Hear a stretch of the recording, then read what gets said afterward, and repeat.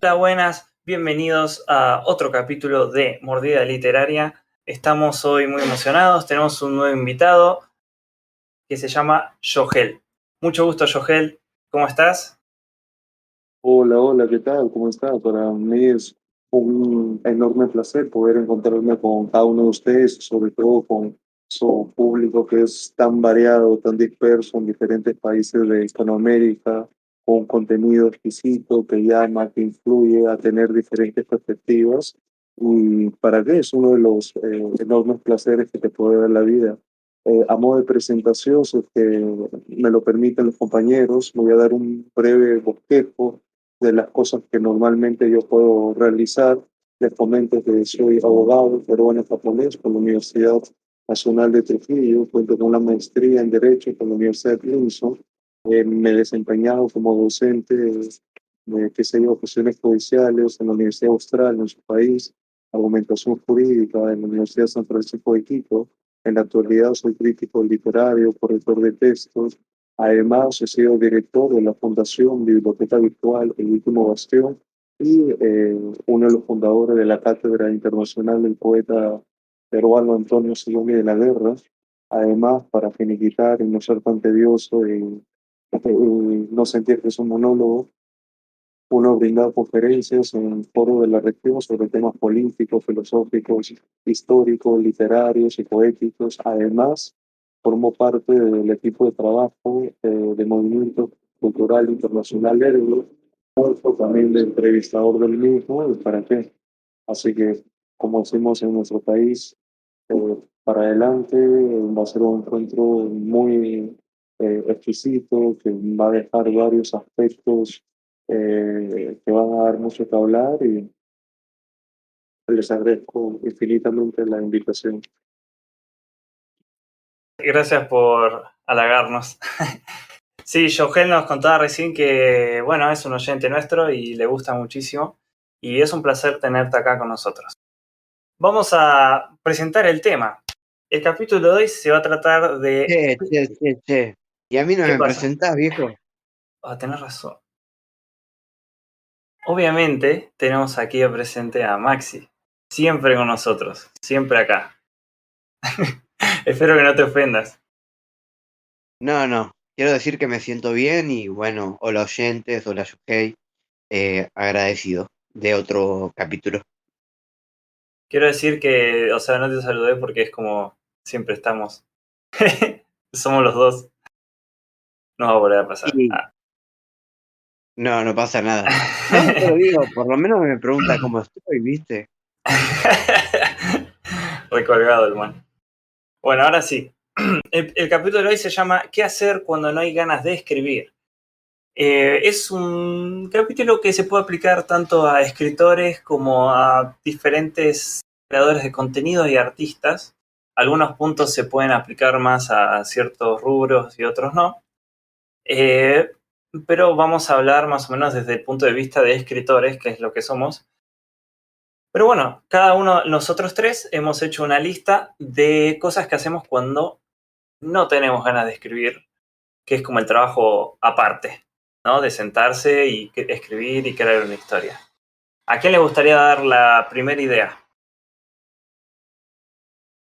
Si te Si quieres, parece, como soy el invitado, voy a dar unos primeros bosquejos porque, o sea, resulta muy llamativo hablar de lo que es la creatividad, porque quizás uno cuando lo engloba, la palabra en sí, puede connotar que para algunos puede ser eh, algún aspecto de formato publicitario, quizás alguna moda, como cuantas otras, y siempre algunos lo toman como un binomio de selección o combinación de lo supeditado a la intencionalidad, por ejemplo, del propio mercado, de los grupos poéticos, literarios, pero siempre hay que tomar en cuenta de que ello conecta con un dinamismo propio de la imaginación. O sea, por un lado puede estar supeditado a lo que es la propia ilusión, pero también con un gran rasgo de la libertad. O sea,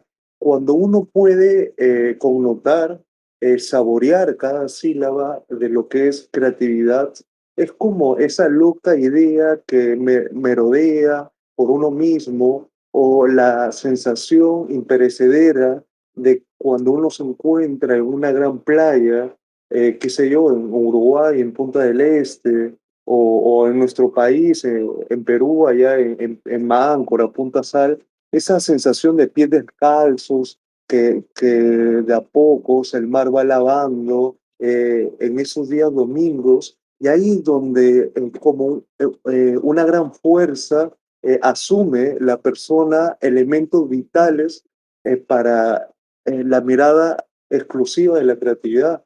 Porque si bien es cierto, se puede banalizar un poco, siempre los más grandes escritores, difundidos o no, que sus obras pueden ser grandes obras de la narrativa contemporánea o clásicos absolutos, eh, o en todo caso hay autores que lo guardan como sus escritos anónimos, a veces por pudor o en todo caso por algún tipo de sentimiento. Ellos siempre tienen esos sentimientos de desplazamiento en los objetos, o sea, las imágenes que ellos tienen empiezan a tener una eh, la palabra más exacta es una analogía entre la tradición oral, entre las coplas, entre la prosa poética, y siempre con la memoria y experiencia del folclore de cada país. Y así uno puede tener quizás experiencias netamente estéticas que enriquecen nuestra cultura y al momento de proceder con la escritura, que cada uno tiene su forma, su manera, sus tips, sus manías, porque yo recuerdo cuando realicé un viaje allá en Carolina del Sur y donde prácticamente los amigos nos llamaban, peruano, colombiano, argentino, siempre cada uno tenía esa forma tan propia de memoria creadora.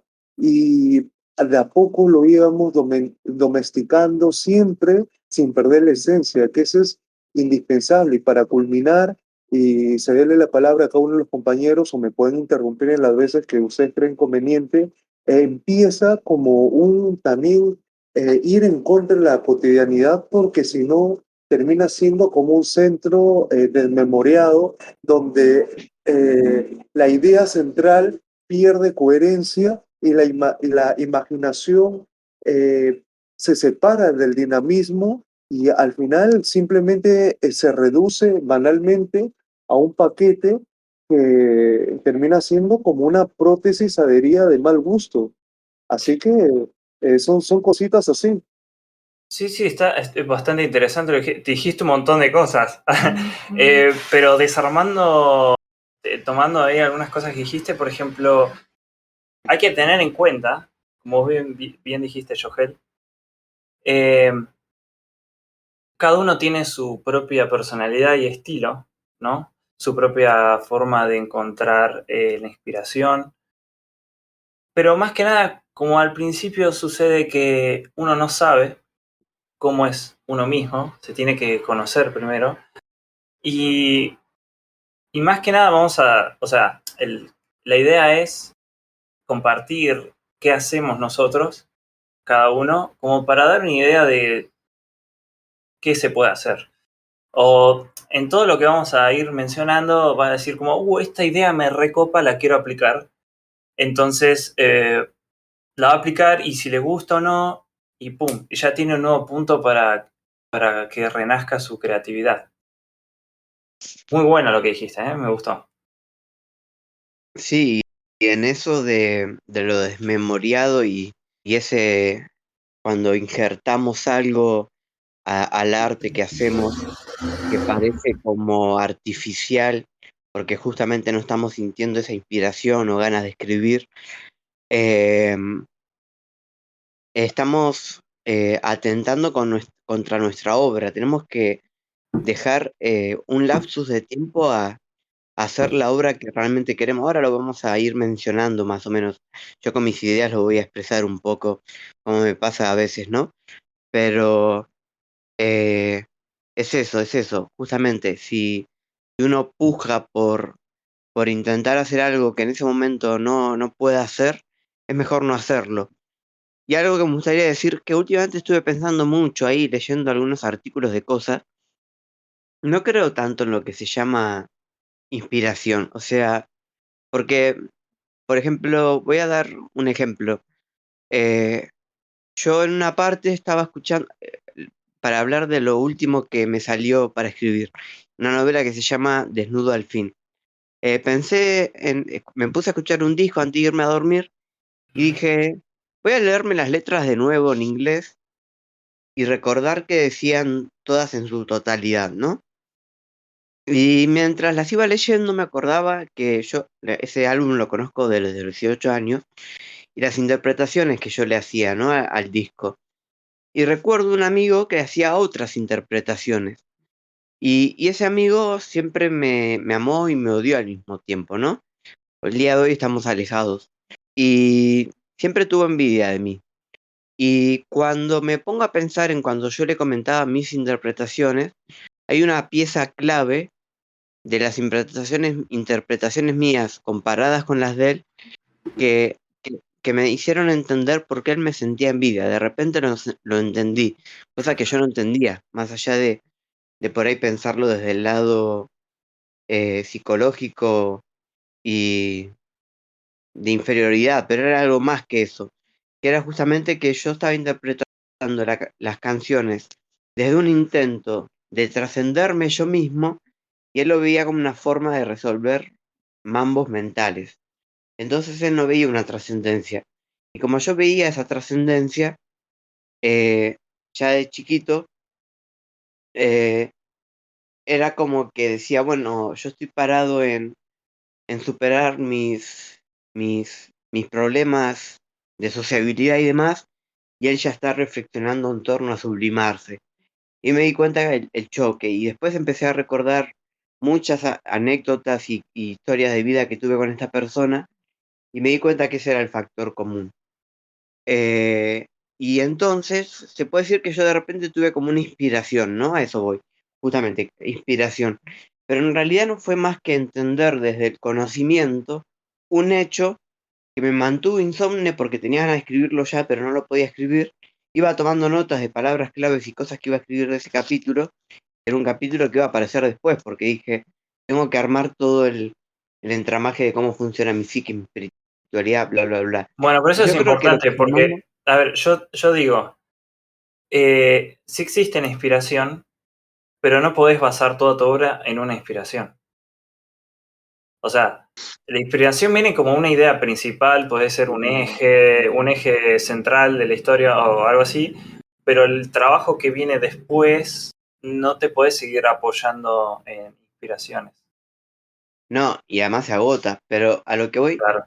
lo que yo quisiera decir, no sé si están de acuerdo, es que creo que la inspiración no es más otra cosa que el conocimiento que tenemos, el conocimiento adquirido, la experiencia Ujú, y la imaginación. Los tres factores ujú. puestos a funcionar de repente, y eso es lo que llamamos inspiración. Es como la mezcla de hacernos consciente de algo que tenemos guardado y que hemos experimentado, que conocemos, como digo, y que imaginamos. ¿Me explico? No sé si están de acuerdo con eso. Ya sé que no es el tema, pero quería hablarlo. No, sí, sí es el tema. Mira, justamente el primer consejo que yo doy. Primer consejo de Lucas. 2 puntos. Eh, cuando no hay ganas de escribir, algo muy importante y lindo para hacer es investigar. Dependiendo qué género estás escribiendo, puedes investigar mitologías, noticias reales, historia, medicina y muchos rumbos. Todo aquel conocimiento que pueda enriquecer tu idea. Importantísimo. ¿Qué opinas? Sí, sí. Bueno, si me lo permiten tal cual, porque yo recuerdo también de que, por ejemplo, cada ciudad, sea Lima, Bogotá, Miami o Buenos Aires, siempre es protagonista de sucesos indispensables. Por ejemplo, para algunos Bogotá puede ser una ciudad casi siempre fantasmagórica, para otros Lima, una metrópolis un poco dibujada, pero siempre ahí uno debe encontrar como piedra angular algún sitio, lugar que es- te revele con añoranza. Por ejemplo, en Lima hemos tenido, eh, eh, por ejemplo, en Madrid, el Café Gadir, que era una tertulia literaria, como ya no existen en el hoy por hoy, eran cafés sencillos, cafés pobres, como decimos por acá, donde todo el mundo podía ir, donde muchos provincianos, extranjeros también permanecían, y era algo muy nutrido porque tú veías, por ejemplo, a una mujer un poco desdibujada en el rostro por un mal acontecer con su segundo marido, y eso también era como un gatillo para el segundo capítulo de tu novela, o en todo caso la imagen de un pobre escritor que cayó en desgracia por malas amistades o por peleas con editoriales, y después cuando tú te ibas, te retrotraías, te podías plasmar en él, y eso te podía, por ejemplo, encontrar con una prosa bien estructurada y que derivaba en un ensayo y un cuento categóricamente majestuoso, por ejemplo. Sí, siempre hay que estar con el ojo en todo. Estoy re de acuerdo. Bueno, si tengo que decir un lugar que me inspiró mucho, es la Plaza Aníbal Pinto de Valparaíso cuando estuve allá. Era un encuentro donde había veganos que vendían sus cosas, hippies que vendían brownies de marihuana. En el centro de la plaza se ponían los músicos a tocar. Después llegaba alguien con parlantes de cumbia. Se vendía alcohol con cervezas frías en, ¿cómo se llama esto? En cosos de telgopor, en cajas de telgopor, con hielo. Bueno, corría ciertas sustancias ¿En y qué era país es como eso? Chile, Chile, Ah, en en Chile. Valparaíso. Yo recuerdo ese lugar como gran lugar que me gatillaba muchas formas de, de eso, de inspirarme, ¿no? Lo que yo llamo inspirarme. Por lo que hablaba con los músicos, por lo que hablaba con los punks, por los que andan en lo under, los grafiteros, como que iba sacando información. Y bueno, eso justamente, uno de mis tips sobre qué hacer cuando no te sentís ganas de escribir es mirar series o películas o salir a la calle y nutrirse de lo que se puede ver externamente. O sea, ir a un colectivo o a un tren, sobre todo un tren, y escuchar la charla de dos señoras y no ponerte los auriculares y ver qué sacás de eso, ¿no? Tuvimos la misma idea, Maxi. No lo del tren, pero sí lo de eh, ver series, películas y analizarlas bien a fondo y también salir a caminar.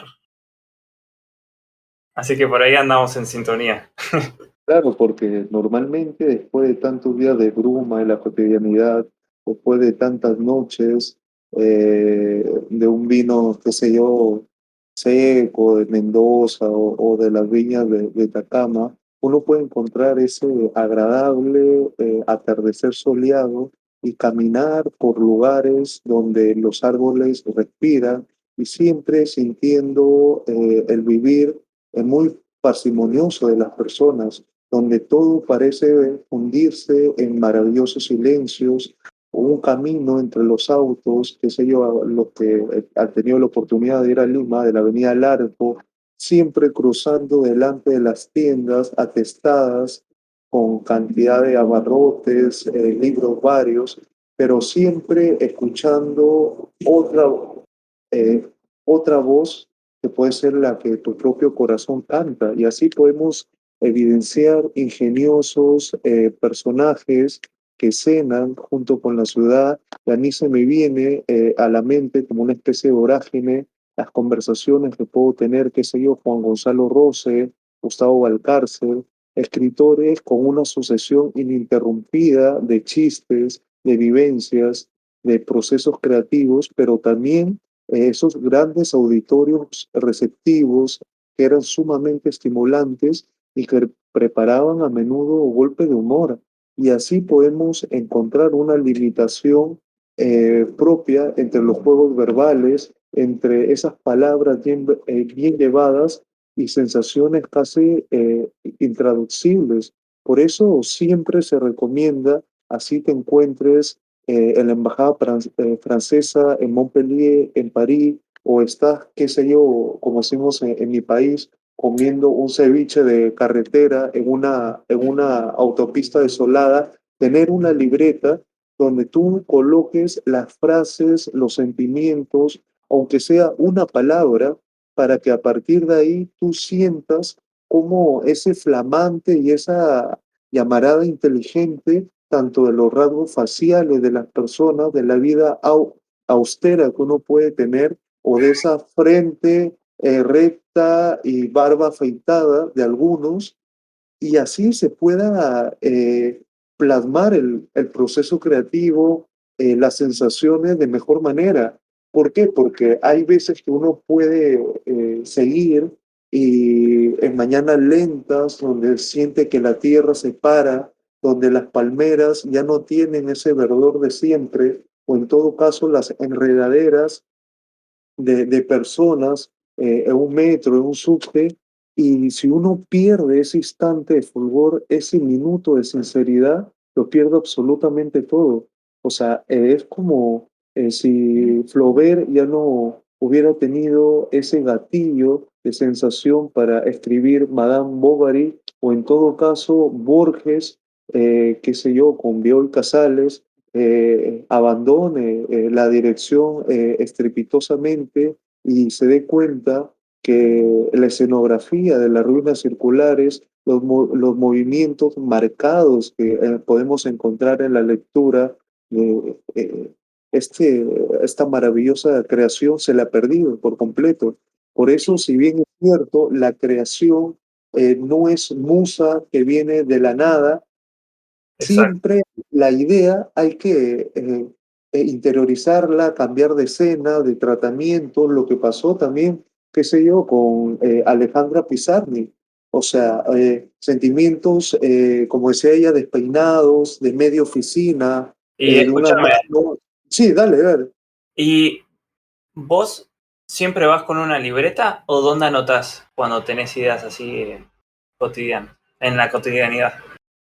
Ya, eso es tremendamente certero porque ustedes bien saben que uno tiene más a la mano el iPad, el móvil, Sí. porque normalmente las libretas, uno que quizás tú estás en toda, o sea, en tu estado de absorción en una esquina y pasa un transeúnte corriendo y te lo bota y se moja y ves como la tinta desparramada por toda esa agua que vino de una llovizna o un granizo muy fuerte, se te va. Por eso normalmente yo lo tengo en el móvil y yo lo sincronizo con OneDrive, que se va a la nube, así que si el móvil se me lo roba, se me cae, siempre voy a tener un respaldo detrás, porque si no, es como la sensación de aire frío que tú tienes después de levantarte, o sea, te escarapela el cuerpo cuando ves que una idea, un primer capítulo de una novela, los primeros versos de gran generosidad, que se muestran de manera honesta, que crecen a través de un contexto histórico, Es a muy, través de un propio quehacer poético, se va. Y tú te quedas diciendo, oye, es como si uno se encontrara sin la mujer de su vida, sin un padre, una madre que tanto lo aprecia, sin el mejor amigo que se volvió tu hermano, en medio de un otoño, una gran, qué sé yo, una gran avenida de Constantinopla, y así no puedes reconstruir la vida ni tampoco el libro de la mejor manera. y es como, duele perder eso. Che, pero muy inteligente lo que haces, lo de hacerla con el OneDrive. Yo también lo uso. Es buena. En mi caso, yo tengo blog de notas en el celular. Tengo una libreta aparte y después tengo blog de notas en la compu lleno. Ahí yo Y aparte en cuadernos. Donde sea me anoto la idea y lo guardo. ¿Vos, Maxi, cómo Sí. haces? Yo últimamente no estoy saliendo mucho de casa, pero en las épocas que ahora mismo, si tengo que decir ahora mismo, uso las notas del celular y ni bien puedo las paso a la computadora o hago lo mismo que Yohei y vos, las subo a OneDrive. Eh, pero antes solía siempre tener un cuaderno, siempre solía tener un cuaderno a mano, una virome o un lápiz, dependiendo lo que quería escribir. Si la idea no me convencía del todo, la escribía en lápiz para poder borrar. Si la idea era muy importante y dije, esta sí que sí, la escribía en virome. He tenido muchos tipos de cuadernos cuando viajaba mucho por las ciudades. Y tienen nombres, tengo mi libro de la bicicleta, que es un cuaderno con estampado bicicleta, donde más básicamente lo usé durante mi estadía en Brasil y hay muchas reflexiones, muchas cosas que después llevaron a una miscelánea, de la cual ahora estoy en contra de todo lo que pensaba. Hice la contra miscelánea de esa miscelánea. La miscelánea justamente se llama Libro de la Bicicleta y son muchas reflexiones unidas dentro de otras. Pero tengo así con uno que recuerdo con cariño, es mi libro negro, mi cuaderno negro. Es un cuadernito chiquito para hacer notas con una caligrafía pequeña, no de muchas hojas, que, bueno, es un cuadernito negro, después por ahí puedo mostrar una foto.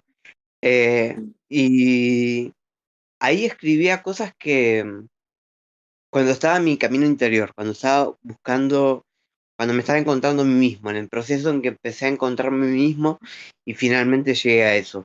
Sin buscarlo, sino que se daban cambios en mí que me llevaban a acercarme a mi persona. Y por ejemplo, recuerdo estar tratando de inspirarme un poco con la ciudad de Buenos Aires, capital. Fui a Plaza Serrano, que está lleno de negocios muy pintorescos, interesantes, variados. Otro lugar que me encanta son las calles de microcentro, que cada calle tiene, una calle es, todas las calles son zapaterías, otra calle es todo locales de música. Bueno, eso siempre me encantó, me inspiró mucho. Pero bueno, estaba sentado arriba en una terraza de un café bar, me pedí un Fernet a las 12 de la madrugada, o sea, un desastre, y unos maníes. Venían las palomas a comerse mis maníes, así que les di bueno, creo que dice maní, ¿no? Maníes no se dice, pero bueno, yo soy un bruto. Manís. Manís, sí. Manices, los manices, yo soy un bruto. Nada, y comía maní y les di a las palomas y pensé en la paloma, ¿no? Y pensé que si existe un cielo o si existe una eternidad, las palomas iban a estar en esa eternidad también.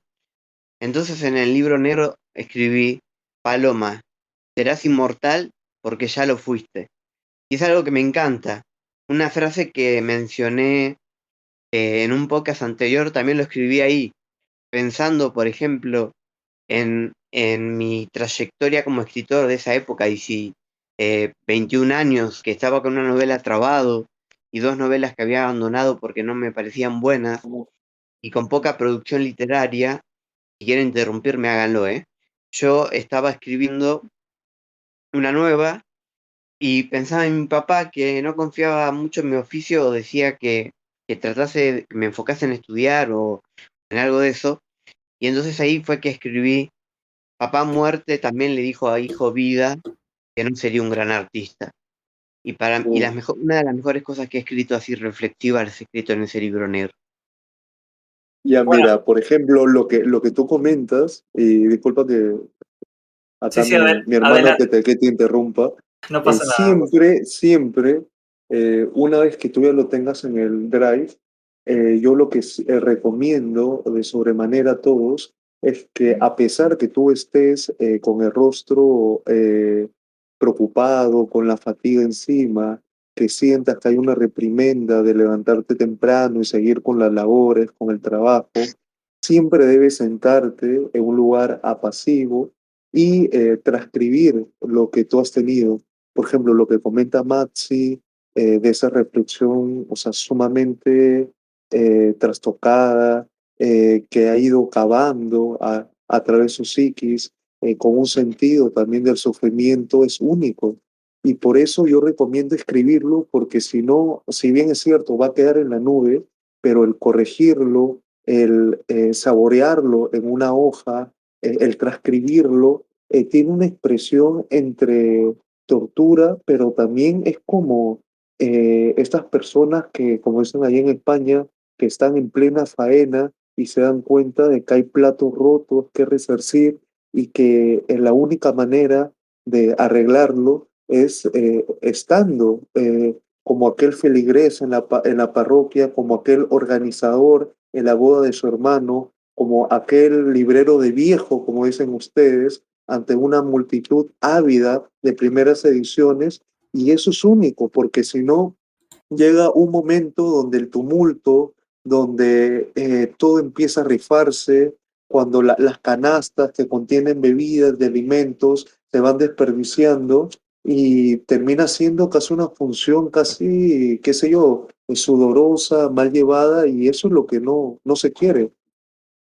Lo bueno si siguen este consejo, es que, bueno, como dijo Maxi, a ver, estás en un proyecto, ¿no? Y te trabaste y no tenés que. Entonces, la idea es, buscas todas tus libretas, todos tus bloques de notas, todas tus ideas guardadas, las revisás y seguramente un par de ideas de ahí te las sacás y ya se te renueva todo.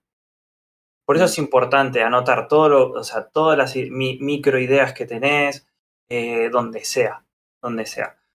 Otro tema que quiero tocar, algo muy importante. Nunca es tarde para replantearse lo que estás escribiendo. Por ejemplo, hablando de personajes, a veces Te uno empieza a interrumpo un escribir. momento. Sí, decime. Va con tu idea que yo anoté. A ver, y después, y seguí desarrollando. Yo puse, abandono la obra por un momento. O sea, yo abandono la obra por un momento para justamente después replantearme. Así que ahí voy con vos.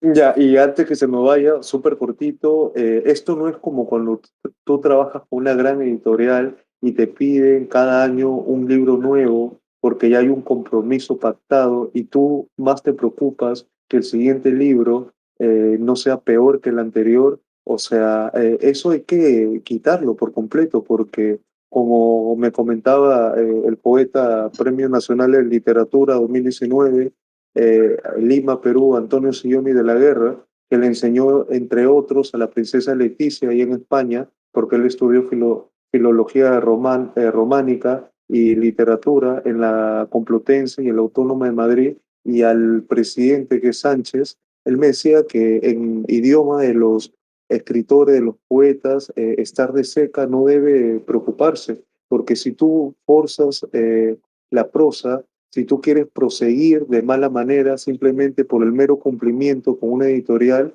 tu voz empieza a ser trastocada. Tú comienzas a desfigurarte y a sentirte de tal manera que tu propio escrito te traiciona. Y eso es lo que no se debe esperar, porque un lector agudo, una persona también sumergida a todo el mundillo poético, literario, se da cuenta cuando, por ejemplo, para poner un ejemplo mucho más llevadero. Una cosa es leer El hippie de Paulo Coelho y otra cosa es El alquimista. Tú ves que en uno de esos textos Sí. es más fluido, en otros quizás se ve un poco más forzado, que buscan la palabra idónea, la palabra exacta, pero más que todo tú debes buscar tu propia palabra. No te debe interesar si es en un español castizo del siglo XV, y tampoco te debe afectar si buscas un lenguaje preponderante o rimbombante, sino tu propia palabra, y eso es idóneo. Sí, es importante a ver, dejar reposar el trabajo. Con trabajo me refiero al escrito. Y bueno, como decía recién, replantearte los argumentos de todo, exactamente todo. Digo algunos y ustedes aportarán que se les viene a la mente. Por ejemplo, bueno, hablando de los personajes, replantearse motivaciones argumentales, el arco argumental, cambios que el personaje puede llegar a hacer, qué puede producir esos cambios, bueno, características tanto físicas como sentimentales de los personajes, pensar lugares importantes que tengan que ver con la trama, la ubicación de objetos en la escena y ubicación de las personas en la escena. Y también el replanteo de la estructura, de la cronología. Ya, por ejemplo, y disculpa que te interrumpa, Sí. nosotros tenemos, yo acá tengo al costado mi gran biblioteca, tengo, por ejemplo, El Otoño del Patriarca, de un gran narrador como es García Márquez, de Viaje por los Países Socialistas, otro libro del Gabo, El Coronel no tiene quien lo escriba, o algunos también libros como Tiempo Nublado de Octavio Paz. Y hay algo muy importante en lo que es replantearse porque el Gabo o Octavio Paz siempre comentaba de que el arte a ellos les había decepcionado porque cada vez que ellos seguían leyendo tenían la mayor creencia que de poco hay de nuevo o de genuino o en todo caso de profundo y que las fórmulas se empiezan a repetir casi hasta el hartazgo, de tal manera que ellos llegaron a creer que todos los narradores y poetas contemporáneos eran un solo poeta, un solo narrador y que millones, por ejemplo, de poetas escriben versos que no tienen ninguna relación con la poesía. Por eso un texto tú no solamente lo debes dejar de reposar, sino también repreguntarte si los primeros dos capítulos son los idóneos, si los personajes en el desenlace sobran o en todo caso el género que ya estás abordando de la mitad para adelante es el más retórico o en todo caso le surge al lector algún tipo de pesadez al momento de sumergirse en la obra. Por eso es sumamente extraordinario y lo podemos encontrar, como les menciono, o dando otros ejemplos con T.C. Eliot, con Whitman, con el mismo Bukowski, que son, o sea, tienen la palabra justa, escritos bien ejecutados, ejemplos de retórica, de clasicismo, pero también son obras maestras. ¿Y por qué? Porque ellos no solamente tuvieron el objetivo claro de que cada vez que ellos relean sus obras, las pueden potenciar diluyendo algunos aspectos que para ellos han tenido buena resonancia, pero se dan cuenta que no dan con el que ellos quieren.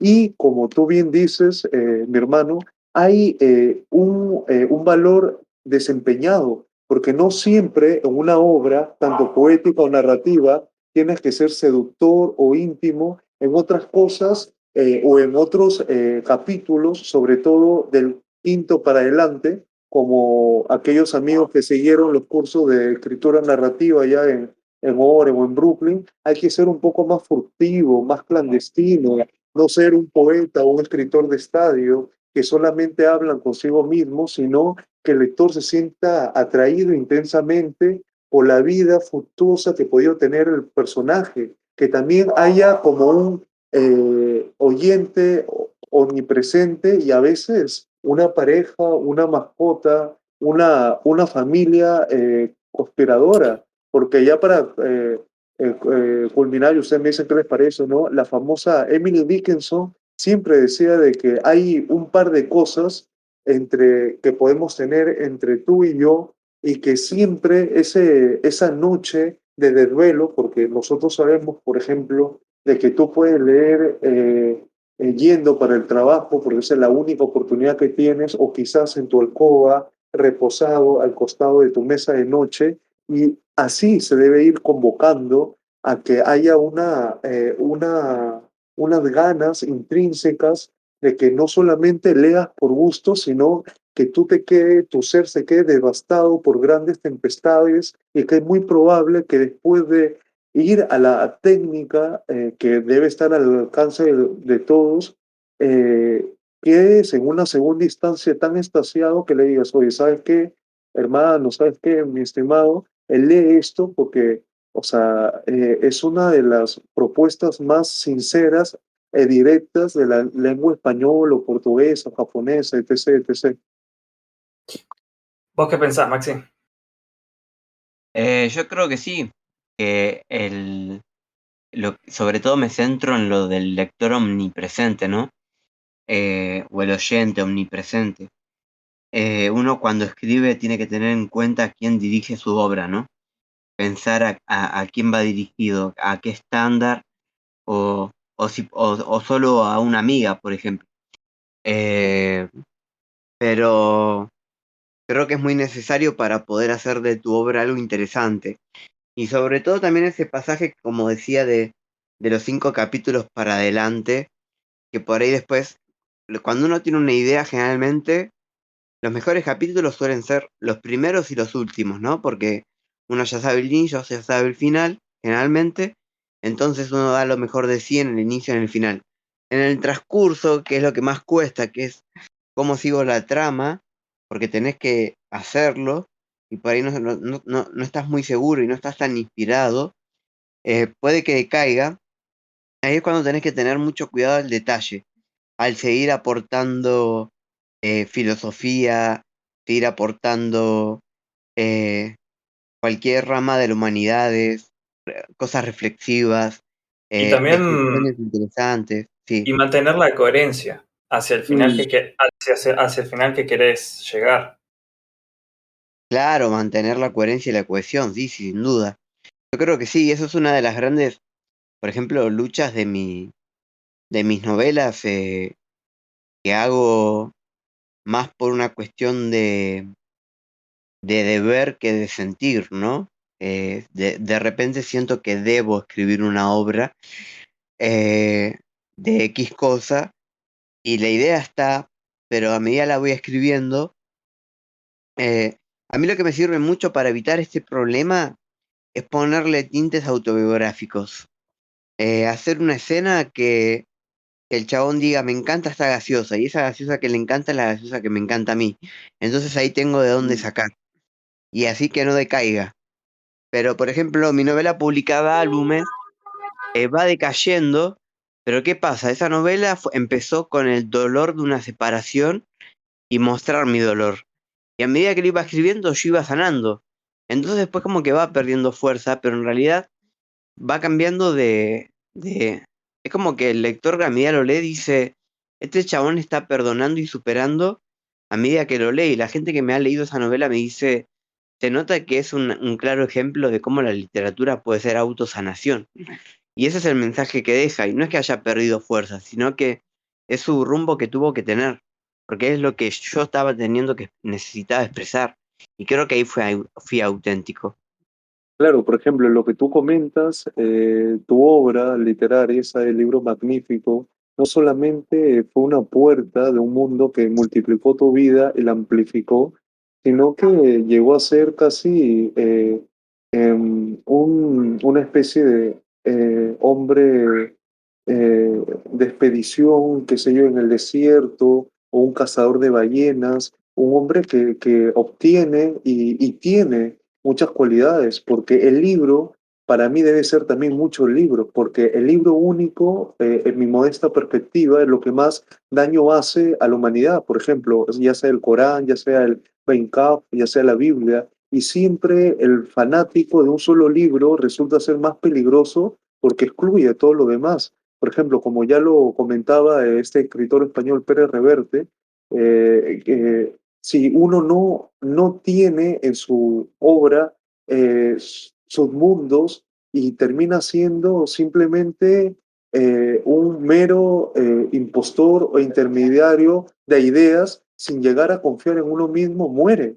Por eso los libros, o en todo caso las obras de ustedes, son magníficas porque no solamente son imparciales consigo mismo, sino que también tienen entre una armonía como desarmonía con ustedes mismos y así uno llega a añorar lo que tú pudiste haber acontecido en aquel momento y también a tener una cadena fantástica y maravillosa en la mente, porque, o sea, yo he podido, por ejemplo, los poemas que he podido hacer, yo tenía una perspectiva, pero me llega un pibe, como dicen ustedes, o como decimos nosotros, un chibolo de 15 16 años, y me dice, oye, ¿sabes qué? Lo que usted lo que tú me quisiste transmitir ha sido esto, y yo cuando lo escucho llego a pensar, o sea, que mi propia voz poética también tiene otro tipo de variantes, de uniones, de ramificaciones, y uno se queda totalmente sorprendido de eso. Y así encuentra personas, críticos literarios, amigos, escritores, lectores que te dan cuádruples, quíntuples perspectivas, varias vueltas, que a veces es difícil ahondar en lo que ellos te dicen porque es demasiado profundo, y también sensaciones que llegan a sentir a través de los personajes, porque, o sea, los títulos literarios más certeros, cuando uno cayó fulminado, son, por ejemplo, Guerra a la luz de las velas de Daniel Alarcón, o sea, textos que, que sumergen magníficamente, y así. Otro, bueno, ¿Puedo aparte tirar de uno yo? releer. Sí, sí, dale, tirá. De paso quería decir que a mí me pasó con Moby Dick, no sé si lo leíste, Yohei, Lu, que es Mm, una obra como las de Balzac, de totalidad. Eh, no es una novela solamente sobre caza de ballenas, sino que explica hasta cómo se descuartiza, para qué sirve cada parte. claro. Y hoy en día el lector no está para ese tipo de novelas. Dice, nada, qué aburrimiento. Es un poco lo que pasa con Haruki Murakami, que logró el éxito, pero que Haruki Murakami te pone detalles de guerras y se va por la tangente. Y las novelas que que he escrito de totalidad, sé que todavía no las voy a publicar porque nada, todavía no soy reconocido. Y una de las ideas así que a mí me surge de cuando no siento ganas de escribir es eh, me siento que lo que estoy escribiendo no es bueno. Entonces Mm, lo dejo y después lo releo entero y a veces, por ejemplo, me pasa por la universidad que no puedo escribir y tampoco siento ganas de escribir y entonces vuelvo a leer todo entero para volver a sumergirme y poder escribir. Y otra que tiro también es la de que de repente si siento que una novela o un escrito, lo que sea, que estoy haciendo, no siento ganas de escribirlo, paso a lo siguiente que tengo ganas de escribir y en algún momento retomo el otro. Tiré Ah, varias está ahí. buena claro. esa.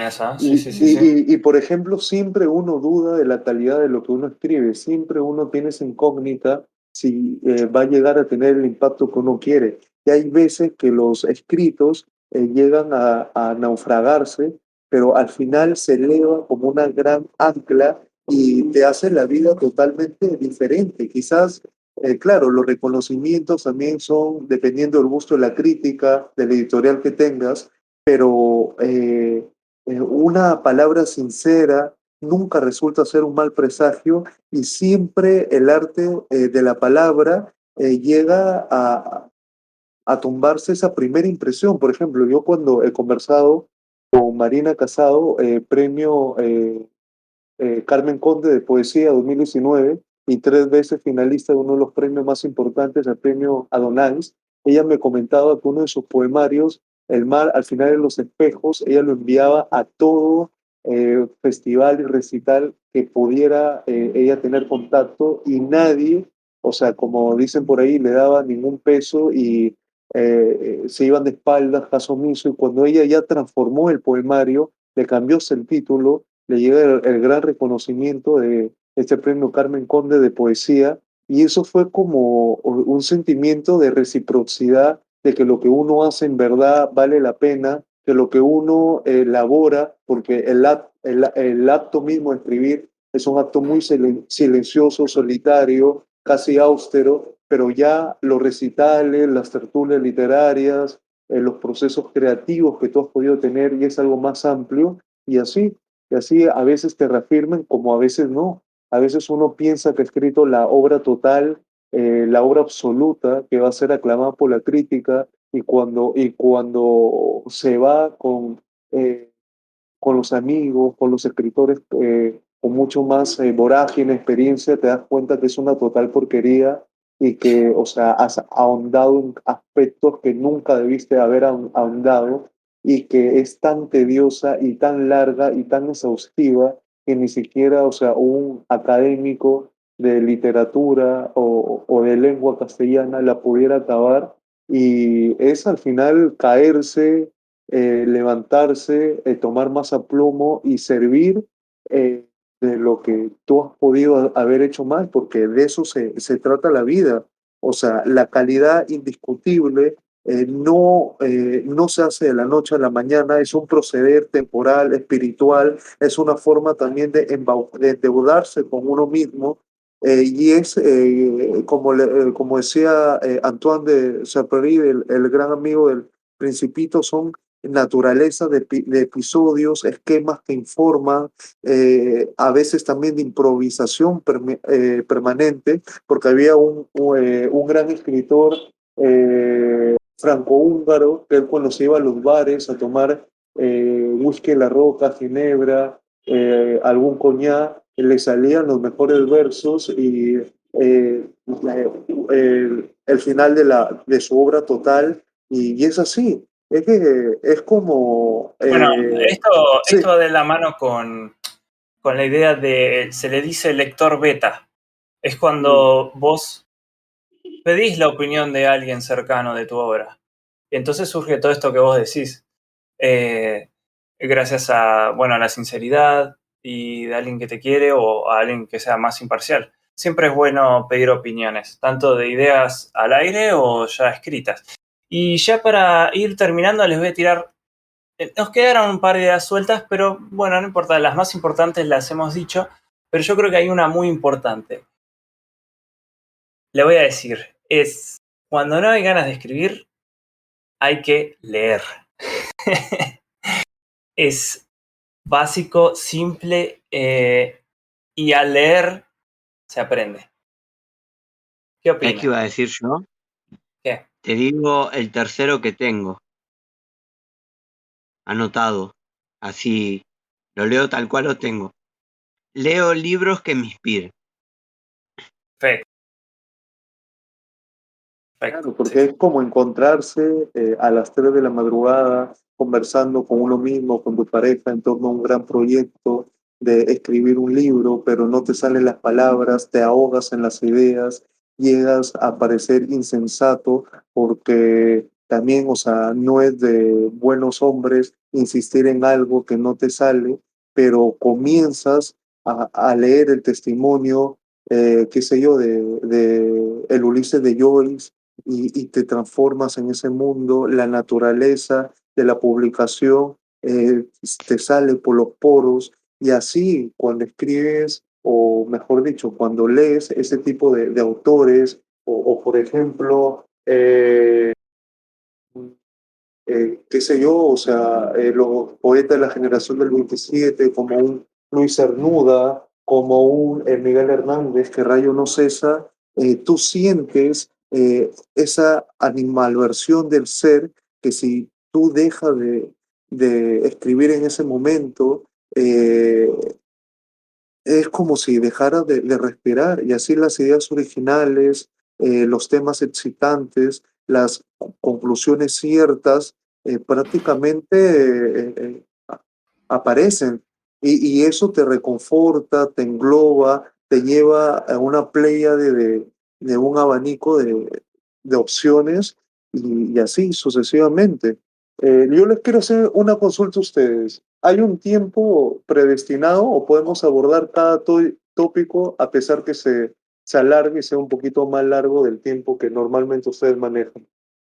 Y ya vamos a cortar. Ya nos excedimos un poco. La idea es siempre tener este tiempo porque, bueno, pensando en que la gente que nos escucha por ahí no tiene mucho tiempo, más o menos nos imaginamos con ese tiempo ahora, como 40, 50 minutos. Así que habríamos que ya vamos a cerrar. No sé, Eh, una idea final que quieran dar, alguna, eh, algo así indispensable. yo sí quiero decir, antes de cerrar, quiero decir que esté trabado o no esté trabado, tenga o no tenga ganas de escribir, sea que leo para la facu, leo para esto, hay frases que me dicen, che, podés explotar esta idea. Eh, y eso de repente cuando estoy en una novela digo, voy a insertar esta idea y voy a hacer análisis o una trama parte de la trama va a ser a partir de esta idea que me inspiró este libro. Y también me ayuda mucho las letras de la música. La letra de la música es algo que siempre cuando la analizo filosóficamente o socialmente o poéticamente, me termina haciendo escribir algo. O sea, yo soy influenciado por lo que escucho y por lo que leo. Ya, Y después abordo, mira, por ejemplo, yo no sé ustedes, pero en mi país, en Perú y en Chile también, un mago de Oz, una mujer amante de Rata Blanca, quizás algún solo de Led Zeppelin o qué sé yo, de Jim Morrison, eso incita muchísimo. Continúa, mi hermano. sí, la verdad que sí. Y no, nada, para cerrar es que yo siempre manejo varias novelas al mismo tiempo, de distinta índole, temática. Entonces eso me sirve porque lo que voy escuchando, lo que voy leyendo me sirve para una o para la otra. Entonces nunca nada se desperdicia. Y en el caso de que no esté escribiendo algo, de que lo que yo lea o haga o escuche música no me sirva para nada, lo anoto en algún lado para después, o digo, voy a empezar a escribir esto y termino abandonando una que estoy escribiendo por reescribir la idea que me motivó de lo que estaba escuchando o leyendo. Y ahí también lo indispensable es la corrección. O sea, como decían ahí los grandes, unos versos, una novela, nunca se termina de corregir, simplemente se deja. Y las relecturas, los signos de puntuación, las sensaciones que te generan, porque también es muy indispensable leerlo, de ahí que alguien te lo lea, de ahí escucharlo, la crítica de otras personas y hasta llegar al punto de soñar con eso. O sea, de que tu vida esté, como decía Reina María Wright, a Cartas, un joven poeta, que si a ti te da la opción de dejar de dedicarte a esto totalmente, ¿cómo te sentirías? Bien, mal, si a ti no te importa para nada, déjalo porque no es lo tuyo. Pero si tu novela, que tú sientes que te ha costado sangre, sudor, lágrimas, salidas, como dicen ustedes con las minas y todo eso, o sea, es así.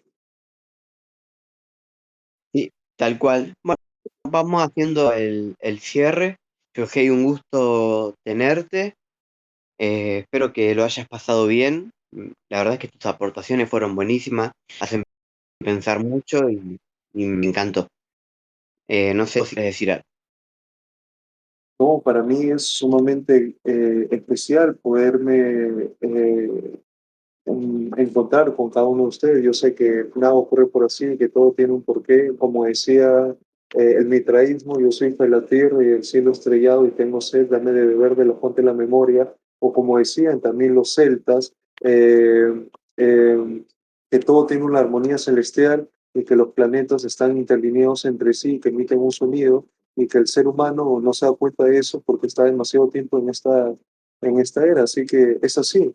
Más bien, yo les quería, si es que todavía estamos en la posibilidad, compartirles un poema un poco corto mío para que ustedes escuchen y también sientan más o menos lo que es mi poética y el proceso del mismo. Bueno, dale. Ya, eh, este poema se titula Luz Perpetua. Prosigo. La luz perpetua está viniendo por la gran puerta de la colina. Sus rayos luminosos son los postulados de la nueva aurora. Potros blancos, damafeos e intaglios predican el evangelio de lo infinito. El gran concilio está vivo, respira y crece. Se propaga la nueva riqueza cósmica desde el sol de Babilonia hasta el río Éufrates. Se cubren con los ropajes del uno visible y supremo. Cada éter toma una forma de vida y se convierte en arcanos medicinales que curan la dolencia de la carne, ejercicio constante de la voluntad. Y el hombre siempre ha tenido una lámpara encendida en su mano para que pueda ver los torrentes turbios y los abismos peligrosos. Los sabios de los 6 caminos han concentrado que cuando el hombre de mayor luz aparezca, el Maestro vendrá a la tierra para otorgarles certeza. Fin. Bueno, muchísimas gracias por compartir eso con nosotros y nada, por hacerte el tiempo de venir y charlar con nosotros. Bueno, gracias, Yohei. La devolución no te la podemos hacer porque ya nos pasamos de tiempo, pero dejamos que la gente que lo escuche lo haga. Bueno, nos despedimos de Mordida Literaria. Un gusto y espero que les guste. Hasta luego.